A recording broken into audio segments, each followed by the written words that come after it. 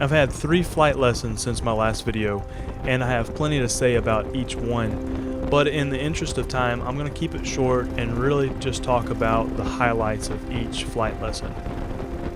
Basically, lesson 2 started out with just my normal checklist. I got there early and decided just to get real comfortable with the rudder pedals. As you may recall, I had some hard time with the rudder when we got in the airplane and really got in the air, trying to manipulate the rudder pedals, and really steering on the ground was difficult for me. Once I got in the airplane on the second day and started really just playing with the rudder pedals, I got more comfortable with how much pressure was necessary to actually turn the airplane. My flight instructor told me about the left turning tendency of the airplane. I'm not going to go into details about all that, but basically there's several factors that play into the airplane wanting to turn left in certain conditions, and because of that you have to use more right rudder in certain situations and less left rudder in certain situations. So I got real comfortable with that and everything was good.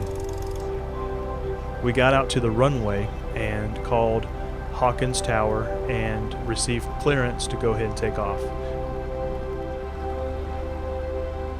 As I applied power, we began to roll and accelerate, and I could see something out in the middle of the runway, and the closer we got to it, the more I realized that it was actually a bird. The closer we got to the bird, the more it came into focus, and soon we realized it was a bird, but not just any bird. We realized it was a hawk. It all happened quickly, but the bird failed to fly away before we were nearly on top of it. When it finally decided to move, it was almost too late. As you can see in the video, the bird nearly hit our propeller. My instructor took control of the plane and contacted Tower to notify them of a possible bird strike. I don't believe the bird actually hit our airplane in any way, but he was very close.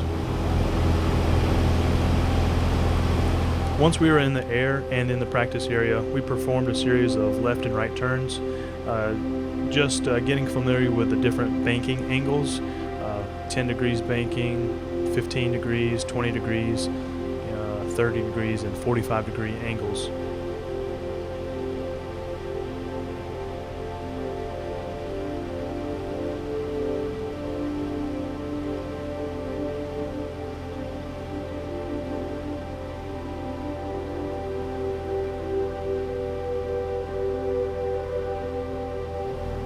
It was a lot to take in that day, but all in all, I had an exciting flight, logged 1.2 hours, and got way more comfortable using the rudder pedals. My third flight was Friday, and we continued getting comfortable using the rudder pedals. Once we got in the air on day 3 and got to the practice area, my instructor demonstrated a series of stall maneuvers where you take the airplane and put it in a particular condition where there's just not enough lift to keep the airplane flying forward and up, and so basically the nose dips and you recover it. I guess in my mind a stall was a really scary thing, but once I realized what a stall was, when it would occur, I guess I was prepared for it and it wasn't that big of a deal really. On day 4 I taxied to the runway and took off, but I had a hard time with my rudder pedals again. For some reason, I was having a hard time pressing the rudder pedal to the right, and I think it's because my seat was pulled too far back. I need to really focus on getting my seat positioned correctly so that I'll have enough power in my legs to actually actuate the full movement of the rudder when I need to.